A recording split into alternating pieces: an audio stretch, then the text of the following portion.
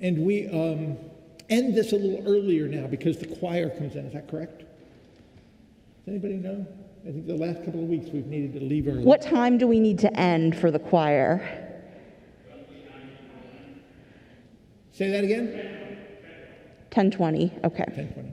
So we've got 40 minutes. Let's go. Well, we're waiting for Alice. I think we should get started. Okay, are we on for people at home? Yeah. And this is testing, so people at home, we hope you can hear us. Yeah. And we're grateful that you're here. Again, this is First Presbyterian's Adult Ed Hour. There are some other classes that go on in the building, kind of a hybrid sort of thing. So we're grateful you're tuning in at home. And for folks that are here in the sanctuary, welcome. My name is Byron, on the Christian Ed Committee. To my right is Stephanie Borger, who many of you know from this, who tuned into this class. And we're going to have Pastor Allison joining us momentarily. She just preached in the first service, so we're still working on that. And I don't have a little table here. Well, as you know, we've been doing this little class on creativity, somewhat on the arts, but also just on people being creative. We've said over and over again that we think that is a deeply Christian theological thing to reflect on because we are made in God's image. And God, who is holy and just and all these great attributes, is also a worker and a creator. We know that from Genesis 1. And so we are made in God's image. We're to bear God's image into the world. And so being creative is sort of what we're wired to do. And we have classes on theology and Bible study and relationships and all sorts of things. And so much of what we do in our Christian lives comes back to the fact that we are human, reflecting God in a good but fallen world. So this is sort of our worldview, if you will, our assumptions, our general take on things, that we live in a very good world that God made, that is colorful and beautiful. And God desired it that way. We looked up some Bible verses that talk about beauty, even the way God instructed the guys making the temple to have all kind of art and joy in the temple in the Old Testament, just for the sake of beauty, because humans need that and God enjoys it. So we've talked about the arts a little, but mostly we've talked about this sense of being creative, that we are, like God, workers and creative, and suggested that gives us sort of a theological basis for hobbies, for making things, whether it's tying flies like we looked at last week, or gardening, or baking, certainly painting and singing in worship, but also in ordinary life is part of that as well. So we've been talking about creativity. I want to do just a couple little things to get us going here, and then we'll introduce the role of Allison and Stephanie shortly. We've talked a week or so ago, hi Allison, from a book by a guy named Dan Allender called Sabbath, that suggested that the flow of Sabbath in the Bible is not just sort of for rest, the way many of us think of it, like God was tired and so couldn't keep going and needed to take a break from work on the seventh day, and then we too are that way. And we sort of think like that weekends. But actually, at least in one of the narratives about Exodus, and Dan Allender fleshes this out in his book called Sabbath, that it is not just for rest, but it is for play.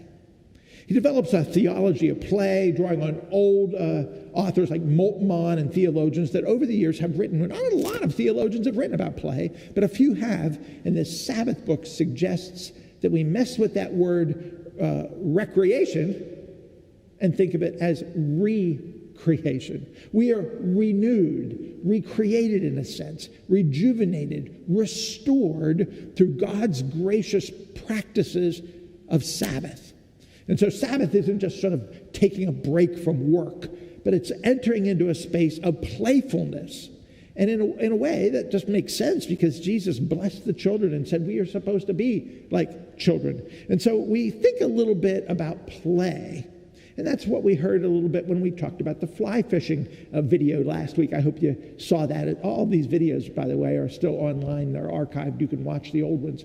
But we had Craig Salzer talking about tying flies and Pastor Kyle and Craig talking about fishing and the restorative process of just being out on a river.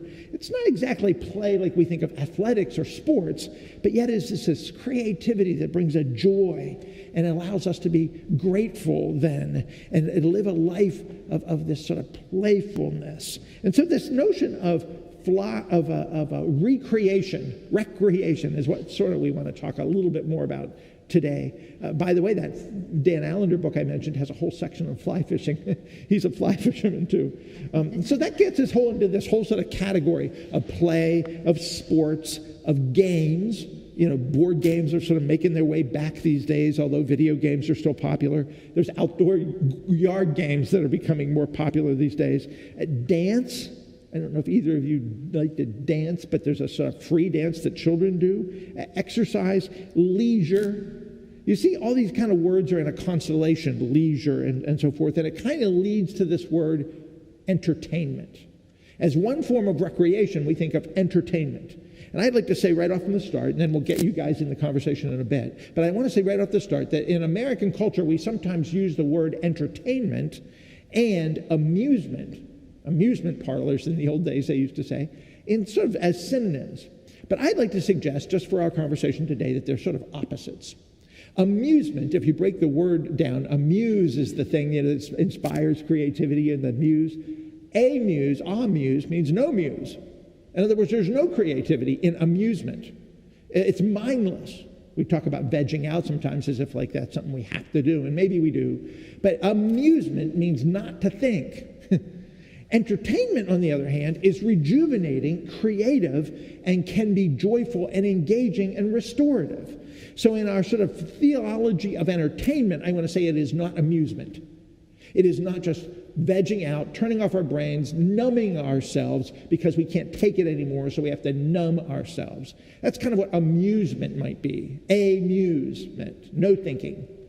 Diet on the vine, so you just got to numb yourself with dumb TV. Entertainment, on the other hand, is rich and joyful and recreative. It's Sabbath. It's play.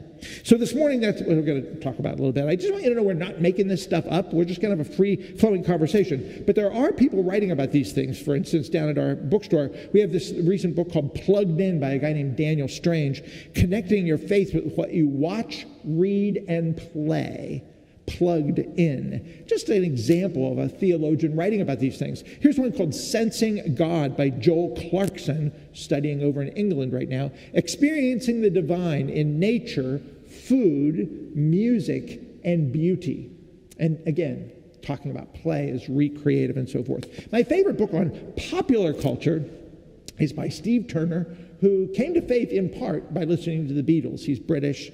Got to know the Beatles then, and is a Beatles scholar. He's a rock journalist in England to this day, active in his church. And he wrote a book called Pop Cultured, thinking Christianly about style, media, and entertainment.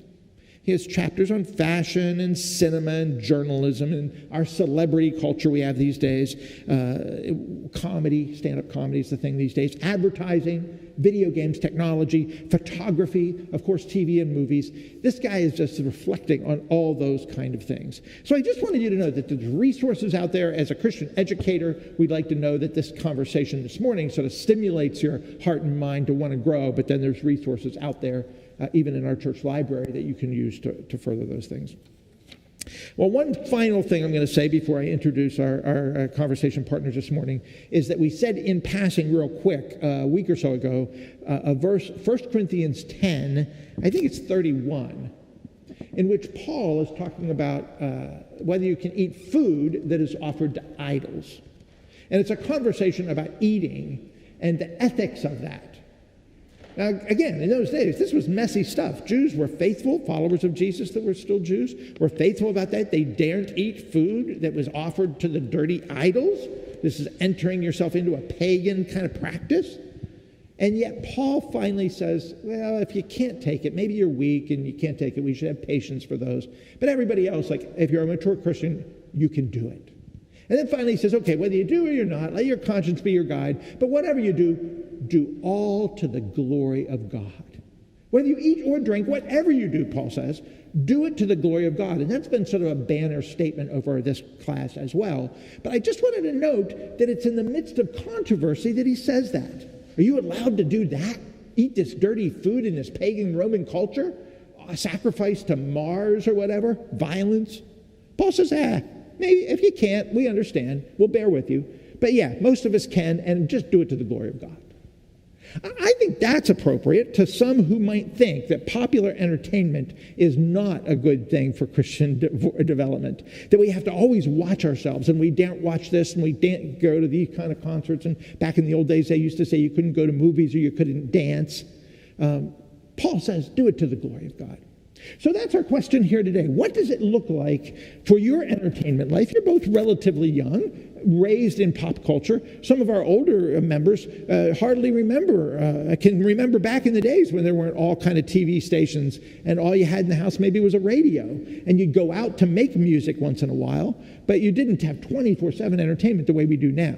So if that's the case now, I guess what we want to say today is this isn't so much about creating culture, but about appreciating that and engaging with it, how we think about that and live it into it. So I guess my first question is, how do you guys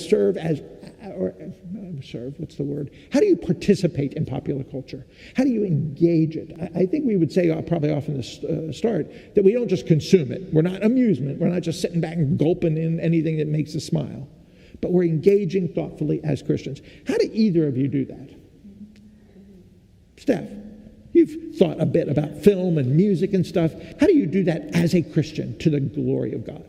Yeah, I think that word engage is a really helpful one, which of course doesn't mean that all of us don't sometimes just sort of want a distraction or find that helpful.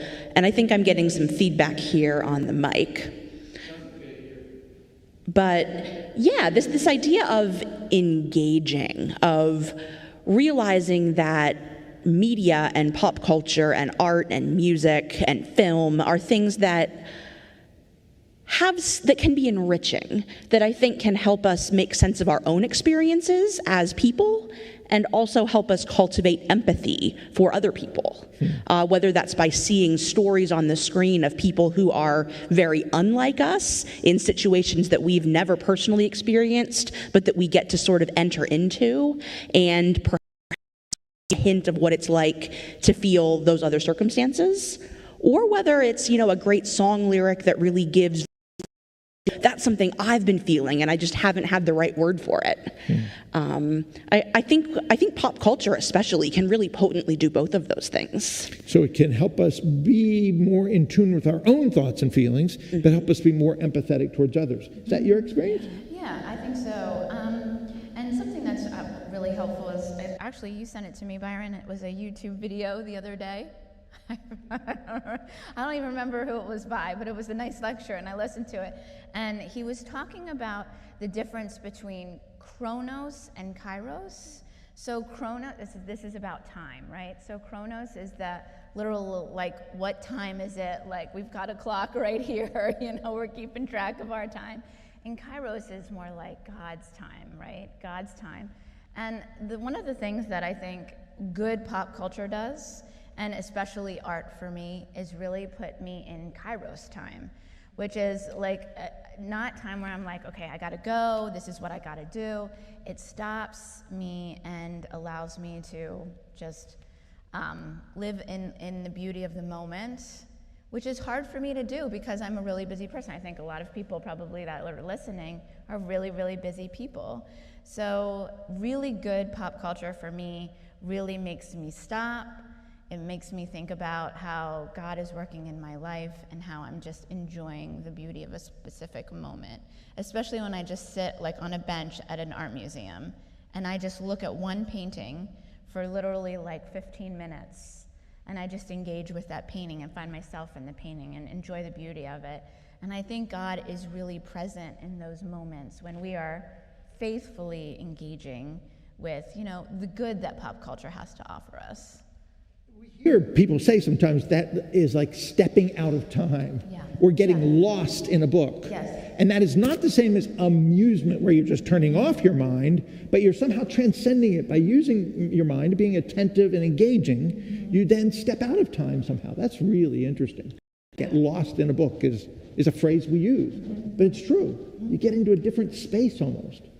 Yeah, it's interesting. Last night I watch Austin City Limits sometimes, which is a PBS music show, live music show, and John Baptiste was on, who most of us know is the music director for Colbert, and he had this great band, African-American guy playing music, and in the beginning, after the first song, everybody was going crazy and clapping, and he kind of yelled with joy, this is not a concert, this is a spiritual practice. Huh. Wow. I wasn't expecting to hear that at 11:30, in a rock concert. But he said, this is a spiritual practice. What do you make of that? I mean, I'm surprised he said it on national TV. I also 100% understand it. That I have absolutely found music and listening to music to be a spiritual practice. Not all music, not all the time, but sometimes. I would like to ask this. Is there a certain sort of, other than the word engagement or attentive, stepping out of time, is there sort of a disposition or an attitude, Christian language, we sometimes talk about virtue, is there a sort of posture we need if we're going to engage popular culture? What posture or disposition do we need? What are virtues that would help us engage it well? I think discernment is really, I think discernment is a really important word when we're engaging with popular culture. I think it's clear for us what things are kind of sacred and secular, like, or holy and profane, right? Okay, so we kind of know, what the difference is. But then I think that there's this third space, right? So Dave Matthews, if you know that band, the Dave Matthews Band sings a song about the space between, right? And I think we have to be ready to engage with that space between the sacred and the profane, or the holy and the profane, and the sacred and the secular. And it has to be a place that we're not fearful of.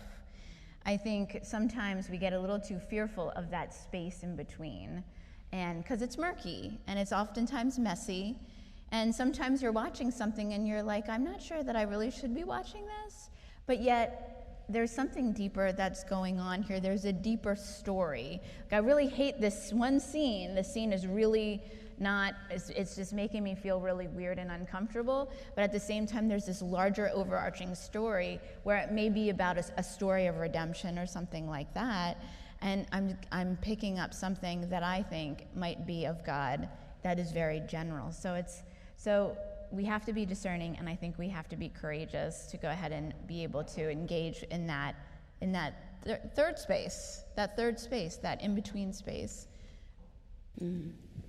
Yeah, I would absolutely agree with that. I think another word that I would add is humility. Mm-hmm. I think there's maybe some of us have a tendency, almost the sort of stereotypical example of this is modern art, visual art. If someone walks into a modern art gallery and says, oh, I could do that, my 5-year-old could do that, of being so quick to sort of dismiss things, rather than sort of engaging with art and pop culture from a place of humility, which doesn't mean everything is good. There is a lot of bad cultural artifacts out there for sure.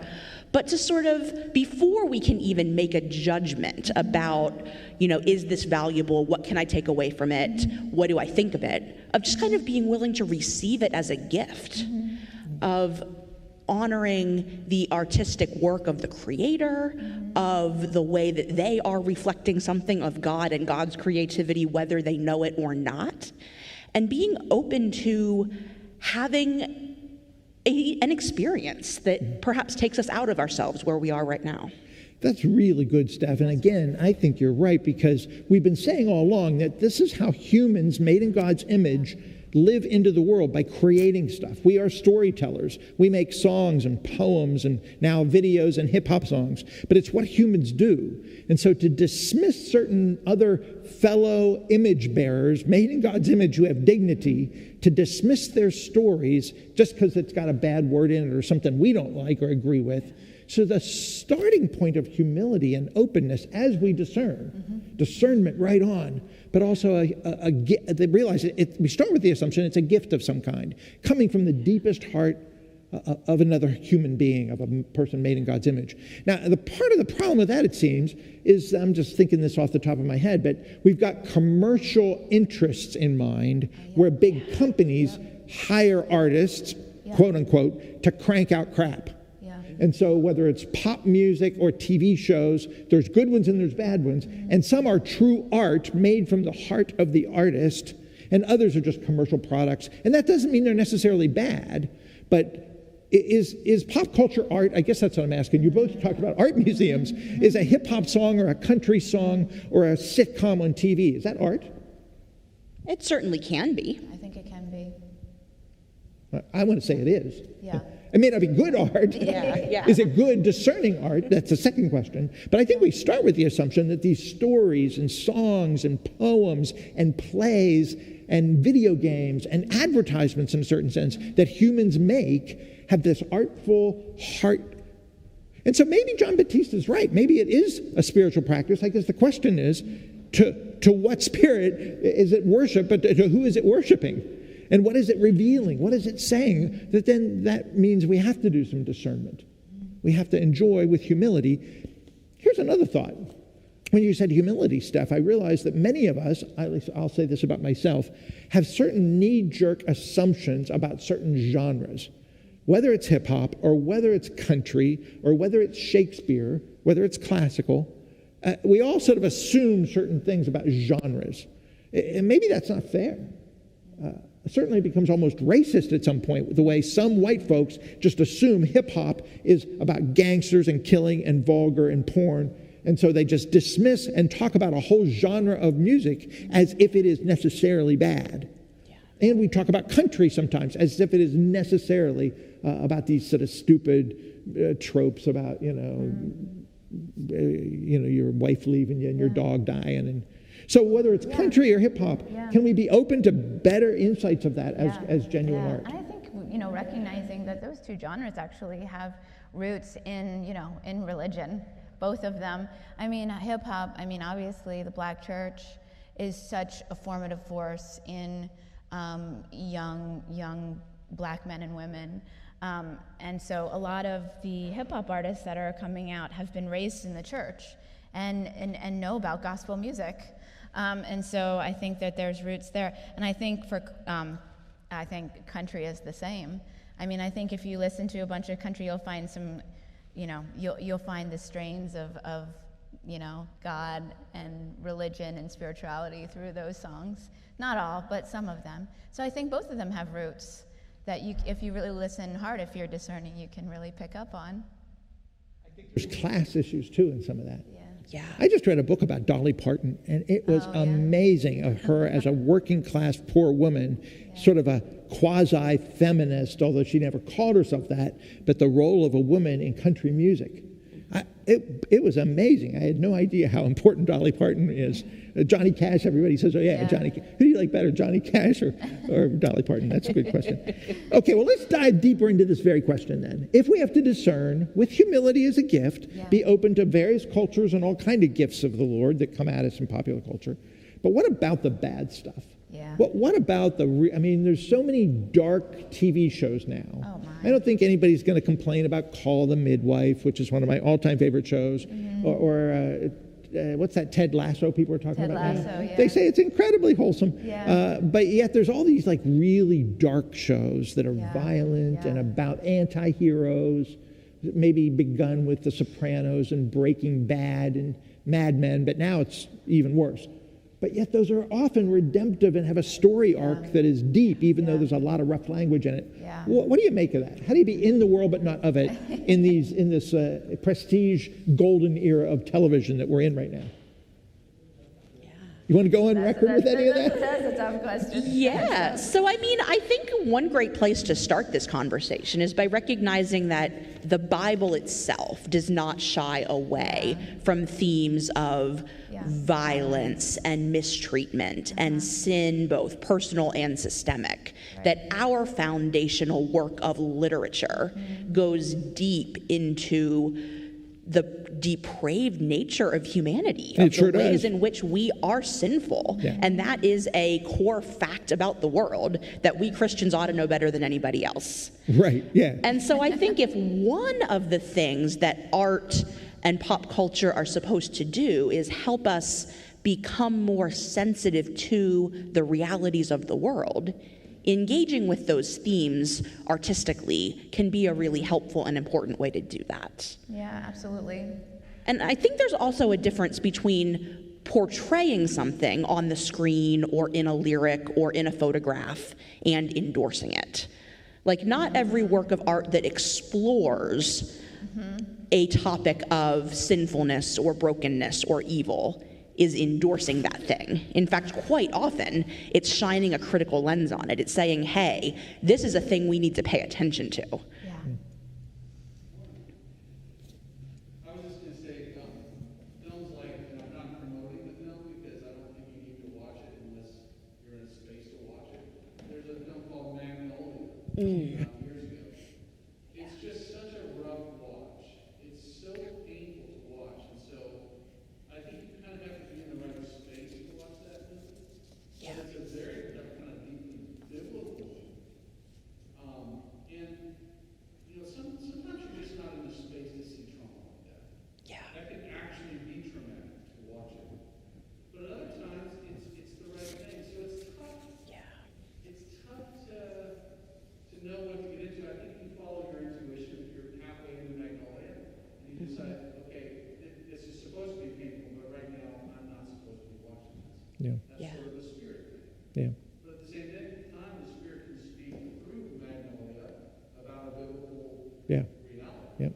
It's a great example for those that might not have heard Magnolia, the film Magnolia, as just one example, deeply biblical, overtly biblical in the symbols, but yet hard to watch in many, many ways. So like the Bible, Stephanie, you said, contemporary film tells the story about human depravity, and it can either expose that by putting a lens on it, helping us understand it, using the art to help us appreciate what's going on there, and glorifying it, sometimes we say. Yeah, and I struggle with this because, so my husband likes to watch The Sopranos, and I got into it too, and so we were watching The Sopranos, and we watched like all the seasons, and we recently saw the movie and everything, and I have this really strange relationship with The Sopranos, and I still have not figured it out, because I really hate that. I think some of it is gratuitous violence, and I hate that part. But I love the character struggle between good and evil, between, Tony Soprano's struggle between being this mobster and maintaining this tough guy image, yet going to therapy, and sitting down in the therapist chair and exploring his feelings and loving his family well. And so I love to watch that interplay, but then I hate these moments of what I think are really gratuitous violence, or nudity that really doesn't have to be there, or whatever. So I still struggle with that. I still watch those and struggle and think, should I be watching this? And I think maybe we need to give voice to that and say that that's the predicament we find ourselves in sometimes. That's okay predicament to be in. We don't need to shy away from that, but just kind of engage that. Why do I feel really uncomfortable watching this? Yet why am I drawn to it? Just to really engage those questions. And then there's a book called The Theology of Tony Soprano, Oh. The Gospel According to Tony Soprano. So there's even theological reflections on this. We in our adult ed class, years ago, had a professor from Messiah College, a pretty highbrow literature prof, comparing Shakespeare and Breaking Bad. We did a whole unit on Breaking Bad through the lens of faith and liking it somewhat to Shakespeare. Speaking of tragedy and violence and incest and murder and mayhem, Shakespeare. Which in those days was considered popular culture, by the way. Right. We've got this sort of dichotomy between high culture, opera and theater, and entertainment like movies. And that in itself has some sort of racist overtones and doesn't bear up, because Shakespeare was for the masses. Deeply theological, overtly Christian at times, and yet full of murder and mayhem. Much of what we study as literature, as a classic in our classrooms today, was the pop culture of the time it was written. Yeah. Well, why do we like this dark stuff? Why, as you said, we should maybe sit on that. I mean, we listen to sad songs. I weep at songs about like breakups, like that Taylor Swift's last album. It just made me bawl. Even though my marriage is fine, I've never had a broken heart like that, and I've never been divorced or any of that, but I think of my friends who have been, and I think this song is giving voice to what they've gone through, this empathy question, and so it somehow gets to us. Why do we like sad songs? Yeah. Oh, man. I think one big thing that sad songs do for many of us is help us feel less alone. When we have all, in various ways, experienced sorrow and heartbreak and rage and despair and hopelessness and all of these things, and those can often be extremely isolating experiences, feeling like, I am the only person who has ever felt this horrible way, which of course isn't true, but hearing someone artistically express some of these same constellation of feelings, even if the specific narrative is very different, can really help us feel part of a community, feel less alone in our angst and in our sorrow. That, I think, is something for me that's really powerful about sad songs. Yeah, I agree with that. And I think, as a preacher who writes sermons, there are some sermons that are really sad. There are some sermons that I write that I'm just like, I weep at the end of writing them, because I'm like, this is really sad to me, but yet it's so what people need to hear. I really think it's what people need to hear, so that they know they're not alone, that God reaches to us in our pain, in our suffering. And I agree with much of what you said, Steph, about it makes us feel less alone to know that somebody else has gone through the same thing. And there's beauty in that, I think. Are there musicians that do that for you? Yeah, I think, I'm a big fan of U2. I'm a big fan of Bruce Springsteen and the way he articulated so well in music the feelings of the post 9/11 era. I'll just cry the whole way through The Rising, you know what I mean? Because it's that painful for me to listen to, and yet it's that healing. Yeah. Interesting. Again, why we enter into this sort of sad space, but it becomes healing. It does. The Rising is that way for me too. You talked about that in a Sunday school class once for us, and we played the song. Yeah. So, Steph, any artists that kind of put you in that space of empathy and care and healing and wholeness that end up being kind of sad songs? Oh, yeah. I'm also a very big fan of U2. I know Allison and I both attended the 25th anniversary tour a few years back of their Joshua Tree album. I forgot that. Yeah. Lucky dog. Which was incredible. A couple of other artists for me that do that really well are Sufjan Stevens, that's the song that I played in that Sunday school class. Yeah. Another artist that I've been getting really into in the last year or so is Phoebe Bridgers. And I actually got to see her play a live outdoor show earlier this fall. Yeah. In Philly. At the Mann Center, their outdoor both people, venue. Sufjan, a Wheaton College evangelical grad, or Hope College for a while, a Christian artist in many ways, deeply biblical. Phoebe Bridgers, raised in the church, a self-professing Christian, I think. Not currently, anyway. Phoebe's not. But certainly very clearly biblically searching for literate. something. Yeah, they're informed by the biblical story. You're thinking of Julian Baker, Well, who Julian has Baker is as recorded well. with Phoebe Bridgers. They play together sometimes. Yeah. Isn't that interesting that there's these sort of major rock stars, U2, of course, coming out of the church in Belfast. Yep. In a sense, Springsteen raised very Catholic and sings songs about the resurrection and Jesus, the largest rock guy in the world right now, practically, and doing that huge Broadway show, talking about Jesus. And he ends with the reciting in that Broadway show of the Lord's Prayer, right? Yeah. You haven't seen that, have you? I haven't seen it in person. That would be an anniversary present right there. Yeah. So these artists that are popular culture icons are also very literate, both in their tragedy, but also in their hope as gospel people. That's just fascinating to me. Let me just ask, this is a stupid, dumb kind of game show question. What do you like better, Les Mis or Hamilton? Oh. Oh my gosh. The soundtrack. The soundtrack? Oh my gosh. Les Mis. Les Mis? Yeah. Really? Oh my goodness. I guess I'd have to go with Les Mis too. My goodness. Yeah. I like That's not to say I don't love Hamilton, because I love Hamilton. But Tough question. Tell people what who are watching if they don't know what's Hamilton. What's that mean? Hamilton? Oh. Have you seen it? No, I haven't. Okay. But everybody's got the soundtrack, right? Yeah. It's a brand new musical. Well, I guess it's not new anymore, but it is about the story of Alexander Hamilton, but it's set to songs that are mostly hip hop and a lot of just spoken word and delivered in a really creative way, and it's really an interesting production. Yeah.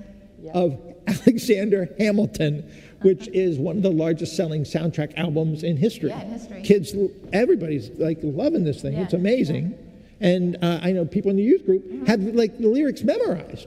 You can't get that from high school practically, a class on Alexander Hamilton. Yeah. But that's kind of the way in which the arts can sort of take over popular culture and give us great insights. And there's huge stuff in there about race, right? Yeah. I mean, it's played by a black guy, right? Absolutely.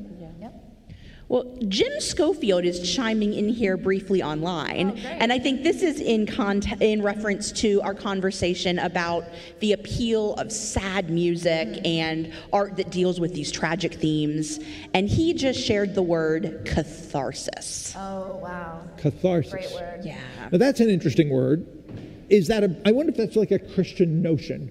Jim, I'd love if you were able to be here and we could talk more. It is a human experience to just have this cathartic, but is that regenerative?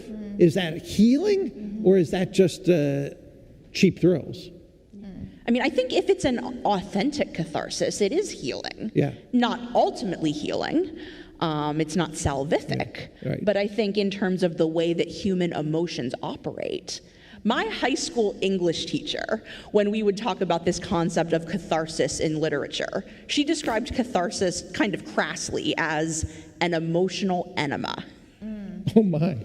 And that phrase obviously really stuck with me, but that it's this experience of engaging with art or literature that cleans you out on the inside, and it's overwhelming and it's exhausting, but it is somehow transformative. You feel both exhausted and renewed. And maybe that's what good art really does. It is always cathartic in that sense.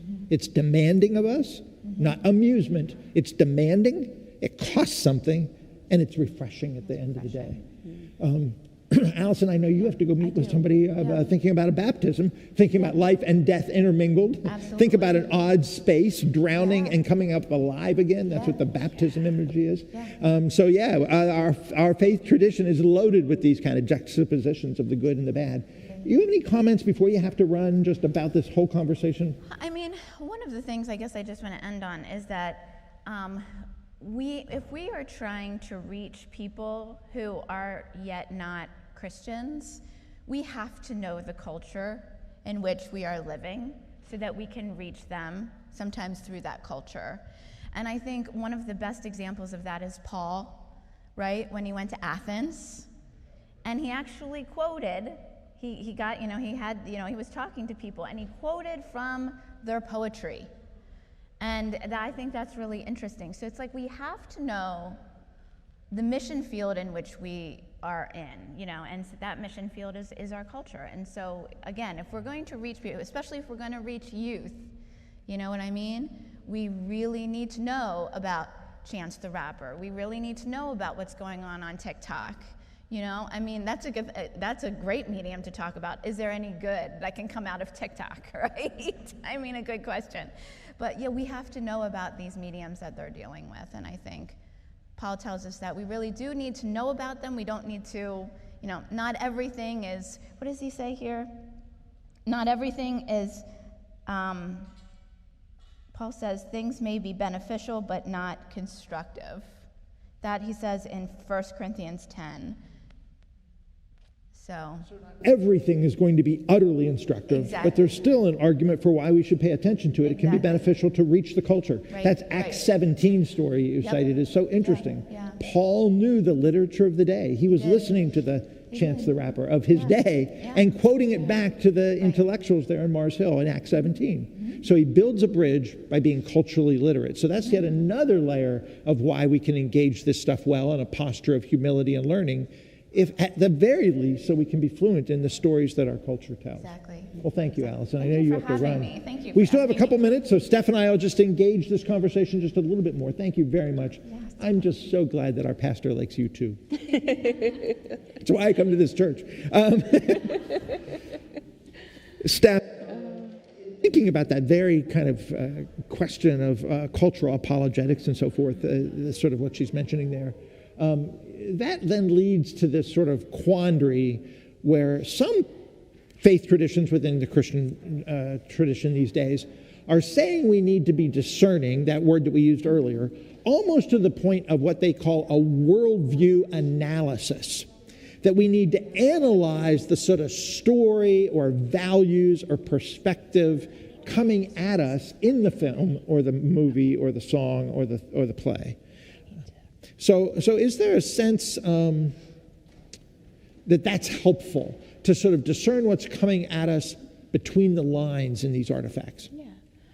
I think it certainly can be. I think much art and media has a point of view, has a thesis statement, has an idea it wants to communicate.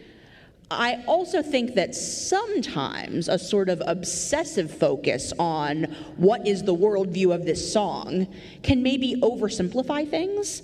That I think a lot of, great movies, for example, deal with two characters that have different views about, say, what the good life is. And the filmmaker doesn't necessarily come down on one side or the other super clearly and leave those questions open. I think maybe a helpful question is, what questions about the world is this piece of art raising? What questions is it raising? That's helpful. Although I think probably in many artifacts, movies, TV shows, hip-hop songs, whatever, there's not only a question being raised, but there is some answer being offered. Sometimes, they offer a but not pointing you in a always, yeah. direction. Or maybe no direction, which is part of the answer, that there is no answer. Yeah. And so as Christians wanting to engage this in an edifying way, to sort of use that as a tool to sort of at least say, where is this music coming from? Mm-hmm. And what is it doing to us? What story is it conscripting us to be a part of? Is that a fair question to say? That it's inviting us to buy their story. It's conscripting us into somebody else's kingdom, somebody else's story. And so to ask whether that's a story worth living, we have to close up now, right? Because the choir's coming in. Mm-hmm. I'll say this then in closing. I think that it could be that some of the safest shows on television, the family comedies, or some of the easiest pop songs that get stuck on our ear, could maybe be the most dangerous, because they are inviting us into a narrative or a story without us worrying about it. When it's some heavy movie that's R-rated and we have to even wonder if we should watch it and is there something redemptive there, we're on guard and aware of that. It doesn't make us into evil, violent people because we're worried about it. But when we sit back and watch some half-hour sitcom, it too is telling us a story, but we don't think it. So it sneaks in and in a subversive way can shape our values and our attitudes. I think that's a really good point. So we got to keep at it. This class will continue on. Next week, we're going to have some people in our church actually sharing some of their art, a performance art poet, Delas, and a folk singer, Ellie Gott. And we'll have not as much conversation, but a whole lot more enjoyment to watch their creative gifts unfold before us. So join us next week. We're glad you're here. Let's close on a quick prayer. God, we thank you for this time. We thank you for this class. We thank you for this church. We thank you for your good gifts. We ask that you would help us do it to the glory of your holy name.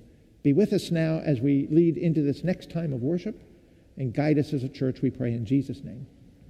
Amen. Amen.